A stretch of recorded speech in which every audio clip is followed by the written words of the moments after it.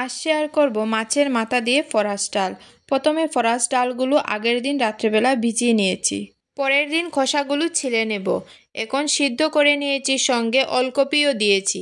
এবার মাছের মাথাগুলোর মধ্যে লবণ হলুদ দিয়ে মেখে নেব।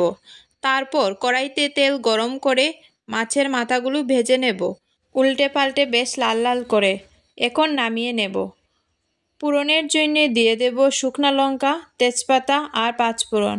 কালো হয়ে গেলে টমেটো আর আদা কুচি দিয়ে অল্প নাড়াচাড়া করে দিয়ে দেব জিরে গুঁড়ো, স্বাদমতো লবণ ও হলুদ গুঁড়ো। অল্প জল দিয়ে মশলাগুলো কষিয়ে নেব। তারপর ভেজে রাখা মাথা দিয়ে দেব।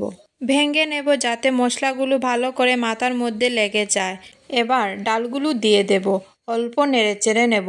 যখন ফুটে আসবে তখন দিয়ে দেব চিড়ে রাখা কাঁচা লঙ্কা আর ধনেপাতা দিয়ে নামিয়ে নিলেই রেডি মাছের মাথা দিয়ে ফরাস ডাল। গরম গরম ভাতের সাথে সার্ভ করুন। ধন্যবাদ সবাইকে, বাই।